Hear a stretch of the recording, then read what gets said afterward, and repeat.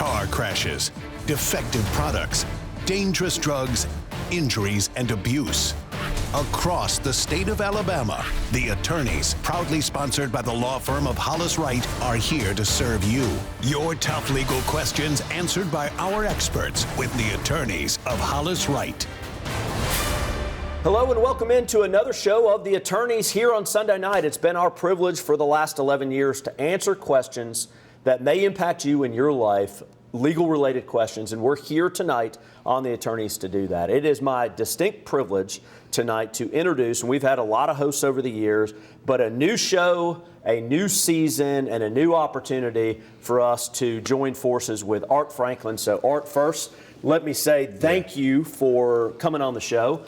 I know you won't brag on yourself, so I'm going to brag on you just a little bit. Okay. We have here, and we're honored to have you here, a 35-year award-winning journalist who is a visionary, has broken all sorts of barriers around the country, traveled abroad, actually been a correspondent in Europe and in the Persian Gulf, and then back here to Alabama. And how lucky are we to have you as part of this show? So thank you for being on the show. As you say, back here in Alabama, this is where it really came all together, where I spent the majority of my career here, was here for 12 years, left, came back, and then, but to be a part of the attorneys and what you guys have done over the last 11 years, and that's where we really find synergy, because you know how I feel about the community, and you provide so much good information over those 11 years for the community. So this, for me, was a wonderful fit, and I've watched you, and you do such a fantastic job. Well, and you do too. Tell us a little bit, what are you doing now in Birmingham? In addition to the attorneys, you got a lot of things going right now. Got some things going on. Some of those things you really can't talk about because of NDAs, as you know, being an attorney. There's some things that are in place that I think this community is going to be really excited about, because what we're doing will really open up some things in the area of film and television in Birmingham that we have not seen. We've watched our neighbors do it over in Georgia and over in North Carolina, but as things come together, that's going to be a really big win for the city of Birmingham. So we're looking for that. We're super honored to have you on, starting a new season, and we thank you for coming on to be our host for the next many, many weeks. And you're talking about starting a new season. This is a show where we're going to talk about why do you need a will? And for so many of us, it's so important. Now, in fact, I'm at that point where I've really got to think about that. So for those of you at home, I know it may be personal for you.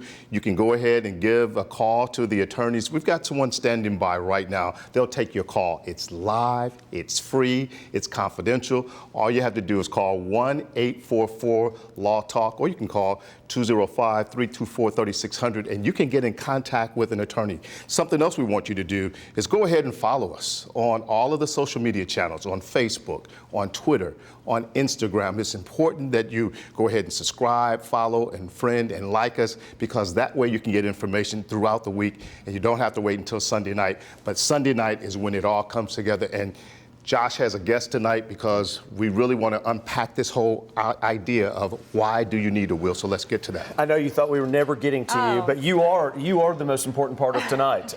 This is Maurine Evans, and Maurine is with us from the Evans Law Firm, and you've been on the show before. I have. And we're going to be kind of unpackaging this concept of why I need a will. Tell us, just to start, kind of a little bit about your firm and how you got into this area of the law, because not every lawyer does this type of work. I get lots of calls about it. Hey, do you do wills? No, I don't, but Maurine does. So how did you get into this area? You know, I practice with the Evans Law Firm, and we are a civil litigation firm. But over the years, my practice, I've really kind of developed a passion for probate, for estates, estate litigation, drafting of wills, things like that. And so I found myself doing more and more of that. I still have a litigation practice, but I really do enjoy this area of the law. When I was getting prepared for the show and looked at some of the pre-production material that we all put together to help get prepared for the show, I was amazed at some of the names of individuals who died without a will. that had not actually kind of gone through that process. So this is a big deal. I mean, like, you want to make sure that you've got things in order to get yourself kind of set for when you do pass. Yeah, I think of it as a gift for the family, really. I mean, obviously you will be gone, and it's not something anyone ever really wants to think about. You don't want to think about dying, but you do care about your family, and generally you have an opinion of where your stuff should go, even if you don't have a lot. You do care. You've worked hard for what you do have, and you want to make sure it goes where you care for it to go. And the will sets all of that out. And let's talk from kind of a global view, kind of from the 10,000-foot view. How do you talk with someone that comes in and says, look, I think I need a will? Like, how do you kind of start that conversation and express to them the importance of potentially putting a will together? Sure. I believe everybody needs a will. I think that everyone should have one, because at the end of the day, it streamlines the process after they pass. But if someone comes into my office, then what I do is we sit down and we talk. We talk about who is in their family, whether or not they're married, because, have kids, things like that, and what they want as far as where their assets should go. In Alabama, there are certain requirements for a will to be valid. An individual has to be over the age of 18. They have to, the will has to be in writing. It has to be witnessed and signed by 2 witnesses. The testator, the person who executes the will, has to sign or have someone sign at their direction. It has to be in writing, and they have to be of sound mind. So these are special requirements that have to be done correctly in order for a will to be valid. A lot of time people think that they can just hand me a document and say, well, I'm going out of town, but just give Joe Smith my house, and think that that's sufficient, and it's not. A lot of times in art, one of the things that we see is we handle at our firm a lot of wrongful death cases where someone has unfortunately passed away, and there is an estate-related issue that it runs in probate. That is a totally separate circumstance to the wrongful death case that we have. Right. And we're doing both at the same time, and we're using someone like Maurine to be able to help lead, guide, and direct us through the probate side as we handle the death side. And as I think about that, as you guys were unpacking this, a lot of people at home probably think the same thing. They're concerned about how difficult it may be just to get started, the whole process, and the costs involved. Yeah, what I try and do, time is valuable for anyone, right? And a lot of people have in their head that this process is going to take months, that they need to dig into deep down, they need to have a complete list of everything they own. That's not the case. What I like to do is I like to have an in-depth phone call or meeting with the individual. If they can't do in person, then that's fine. But in that meeting, my goal is to get all of the information that we need to put the will together, and then get the will turned out as soon as possible, a week, 2 weeks, so that it is done, and draft it in a way so that it will withstand the test of time, so that they aren't coming back in 5 years having to redraft that will, because it's not something people want to think about. Yeah. You also don't have to list every single thing you own in a will. A lot of people think that. We really just talk about it in general terms. We give all of my belongings to XYZ. You don't have to go through and say my car, my house, and so forth and so on. So we try and make the process as seamless and as easy as possible, because this is such an important document for people to have. When we come back, because I know we're getting ready to go to break, I do want to talk a little bit about what you mentioned, cost-related issues, but I also want to talk a little bit about ways that you can keep your assets at the time of passing outside of probate, and why that would be important in circumstances to make sure that you're protecting your loved ones when you do pass. Yeah, I'm checking all of those things too, and I'm sure you at home, all of you at home, are thinking the same thing. There are questions that you have about why do you need a will. Well, those questions are going to be answered for you when we come back, so stick around. Also want to remind you, you can get in contact with the attorneys by calling 1-844-LAW-TALK. Someone is standing by to take your call live right now. It's free, it's confidential. The attorneys will be right back after this.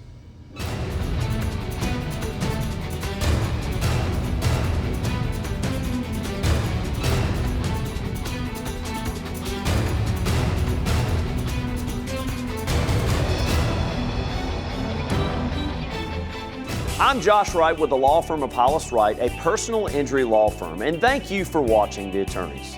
We hope you, a friend, or a loved one never needs legal counsel for a case. But if you do, the goal of the show is simple: to provide answers and legal counsel when you need it the most. Your call to the show is free and off air. So if you have questions specific to the show or related to other accident or injury topics, call, email, or text us. You can also follow us on Facebook, Twitter, Instagram, and YouTube. Hollis-Relay.com and click on the Contact Us button. We know your time is valuable, so thank you for spending it with us and watching The Attorneys. The Attorneys, proudly sponsored by the law firm of Hollis, Wright, are here to serve you. When we started the show 8 years ago, my hope was we would be able to do what we do best, which is to help people answer real-world legal-related issues they have in their life. People oftentimes are confronting various legal issues and problems in their lives that range across the gamut of legal practice areas. Bankruptcy, criminal law, family law, just to name a few. And to be able to have a 30-minute platform or format to where we can just cover various legal topics once a week, that's obviously the primary focus of the show. That we would be able to use the resources of the many lawyers we have at this law firm to create a plan that had a lasting impact that also gave back to the community at the same time. And I think we've done just that with The Attorneys.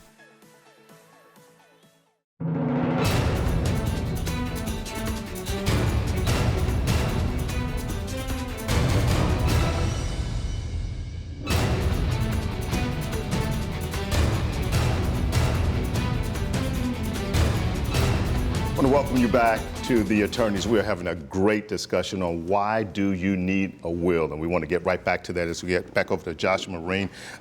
We talked about cost. I know before we went to break. Let's break that down for us.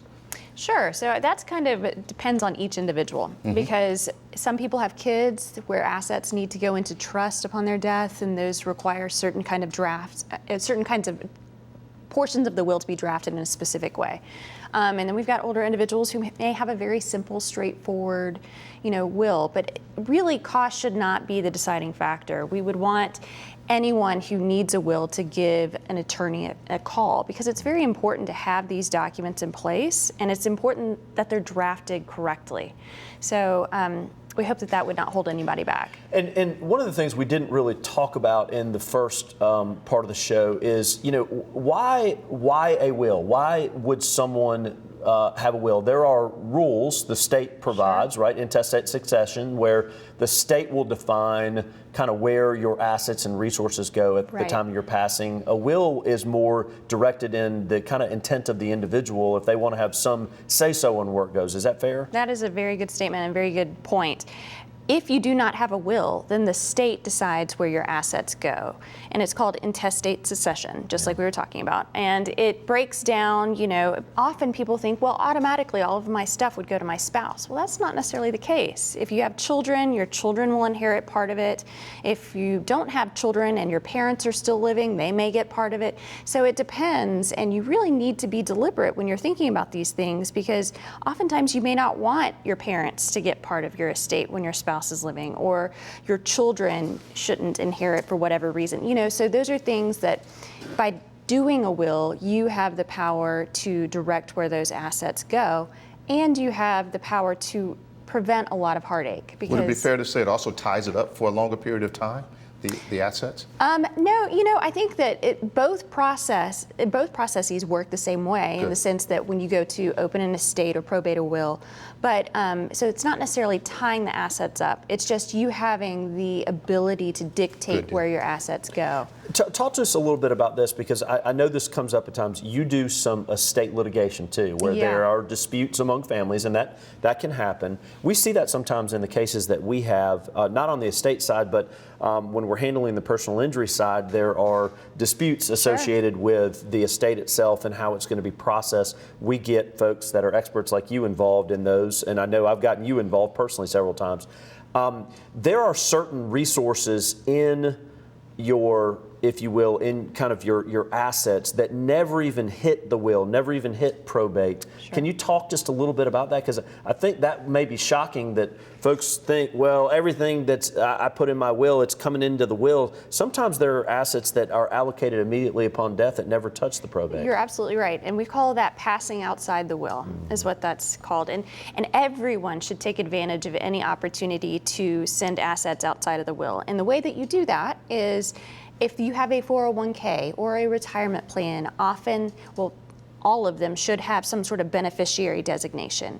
And you would go ahead and designate the person or persons that you would want to receive those funds in that line. And you want to make sure that they're named specifically so that the money goes directly to them. That would not be an asset that would fall under the purview of the will. You've got things like certain types of bank accounts. They're called payable on death. Those types of bank accounts go straight to the person that you have designated, or in some cases, certain types of joint banking accounts. The money becomes specifically that other owner's money immediately upon death. So you've got a lot of different options. If there's a beneficiary designation, you need to take advantage of it. Life insurance is another good example of that. Huge example. Yeah, because we see that a lot. And, sometimes I'll have someone say, well, we're the children, why do we not get the house? Because, I know I have a stepmother, but they bought the house with a joint tenancy right of survivorship. Tenant right of survivorship. So it transfers directly to the other spouse. Correct. At that time, even though it may have been in their family for a long period of time. If that was the intent of the testator, ultimately right. that's what happens. One of the questions I know we get a lot is related to, hey, I did a will a long time ago. Circumstances have changed. We all know about that. And I need to change my will. Do I have the right to change the will? And I know that sounds so simple, and I know it's an easy answer. However, there is a process in making sure that you do this correctly. Absolutely. And yes, you can change your will. Okay. Anytime you want to, you can change your will, but you have to revoke it. And the way that is done is we've got some archaic ways to do that. You can tear the document. You can write void in huge letters. You can just do anything to the face of the physical document, the original document and the copies that you find, showing that you are wanting to revoke that will, get rid of that will.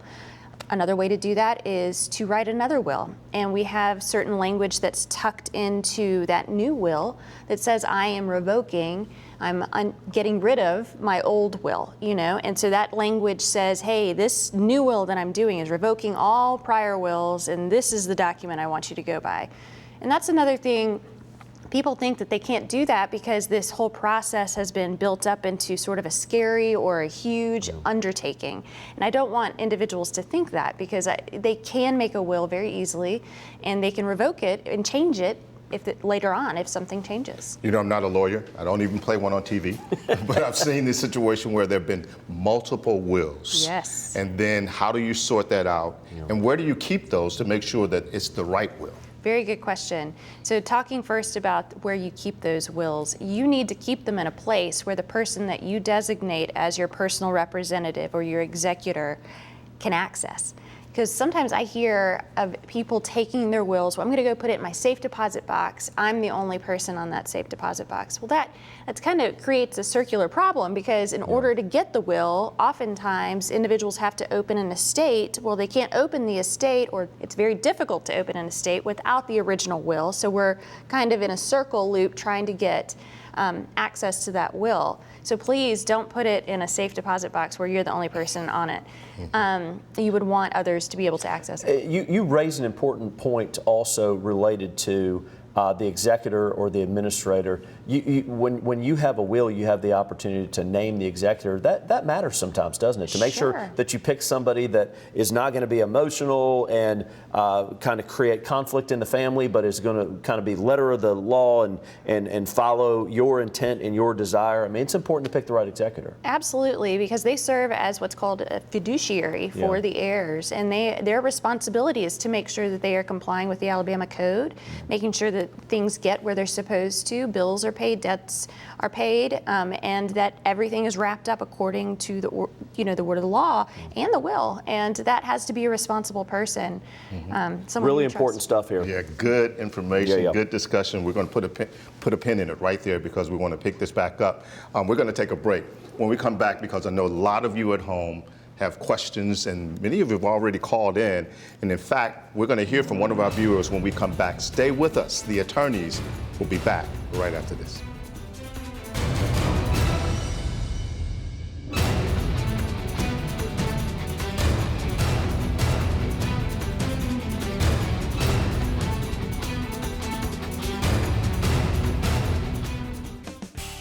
I'm attorney Carter Clay with Hollis, Wright Law Firm. If you've ever been involved in a civil lawsuit or been a witness to an accident, then you may have been asked to give deposition testimony. In this week's Legal 411, we are answering the question, what is a deposition and why am I being asked to give one? Depositions involve the process of a person giving under oath testimony that is outside of court. The person giving deposition testimony is referred to as the deponent. Depositions are taken in the presence of a court reporter, and the court reporter records the testimony. After the deposition, the attorneys for the parties received a typed transcript that contains all the questions that were asked by the attorneys, as well as the answers given by the deponent. The purpose of taking depositions is to ensure that the attorneys for the parties have a full and complete understanding of the events giving rise to the lawsuit, as well as an understanding of the testimony that they can expect to hear from witnesses at trial. Another reason an attorney might want to get deposition testimony is that it allows the attorneys to better prepare for trial and to develop a strategy for presenting the case to a judge or a jury. At trial, the deposition testimony can be used in several ways. First, if a witness on the stand deviates from the deposition testimony, an attorney can use the deposition to impeach the witness. Also, if a witness forgets certain facts or events, the deposition can be used to refresh the witness's recollection. Finally, in some instances when a witness simply cannot attend trial, the trial judge has the authority to allow the deposition testimony to be read to the jury. If you are a party to a lawsuit and are requested to give deposition testimony, your attorney will likely spend a significant amount of time preparing you for the deposition process to put you at ease and make you feel comfortable. Please remember, your call, email, or text to the attorneys is free. All of us at Hollis Wright want to help answer your questions on real issues you face. Remember, a competent lawyer will respond to every question you send in. That's our pledge and promise to you. Thanks for watching The Attorneys.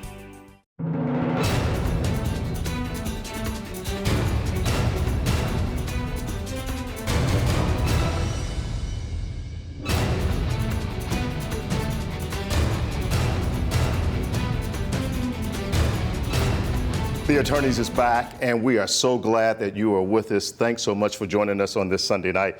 We've been talking about why do you need a will? Great discussion. Want to remind you that you can get in contact with one of the attorneys from Hollis Wright right now. All you have to do is call 1-844-LAW-TALK. You can still get that call in right now. And we've been getting some great calls already, Josh and Maureen. And right now, we want to take this call. One of our viewers wanted to ask a question right now. This is a viewer question from James.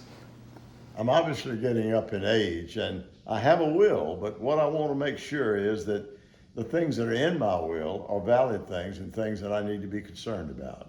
That's a great question. You know, the first thing that I think about is that we need to see the will. You know, I know that's a typical attorney answer, but it's hard for anyone to sit here and judge whether or not a will is still valid without looking at the terms of the will itself. I can tell you, though, that if it's executed in the way that the Alabama Code requires, then it's probably still okay.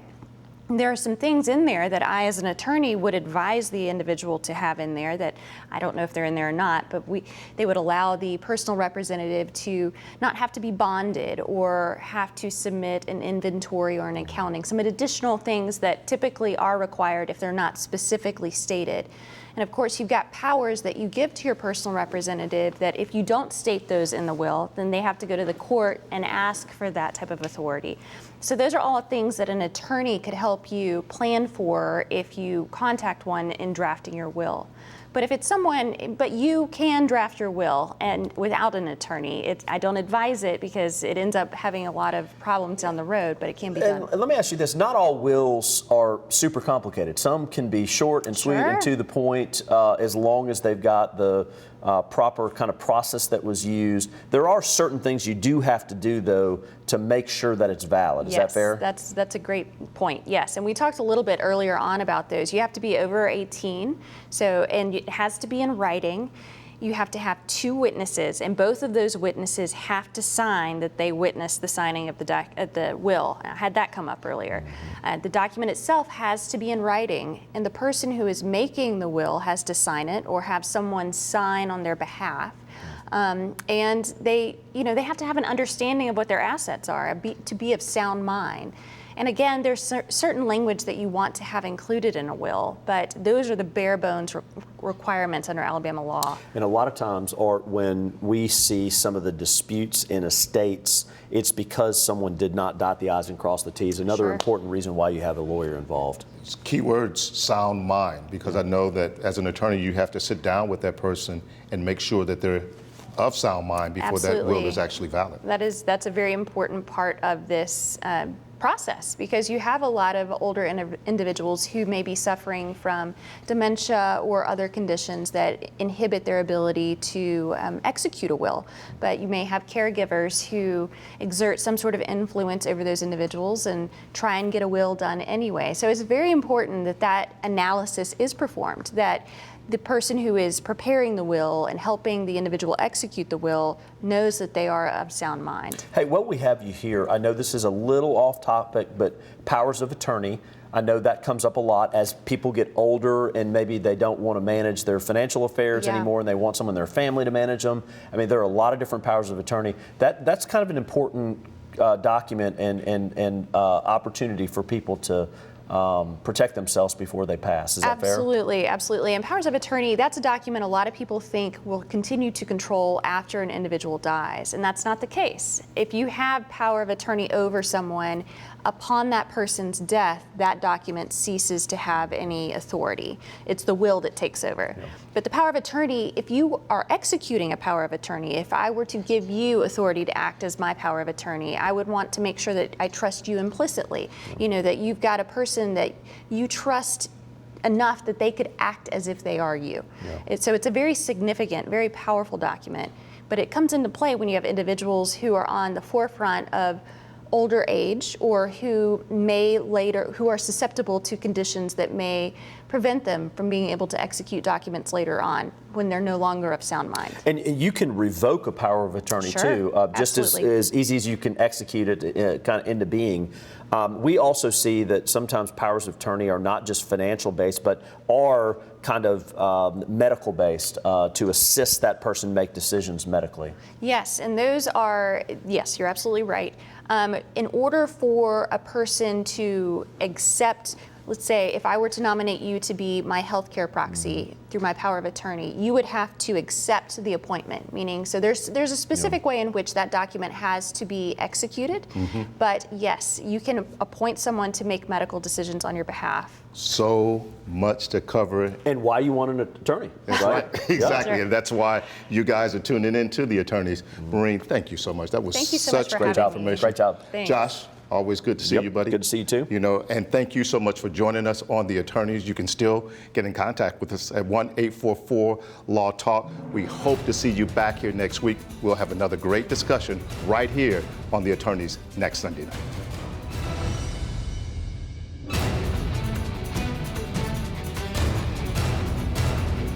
Thanks for watching The Attorneys, sponsored by Hollis Wright.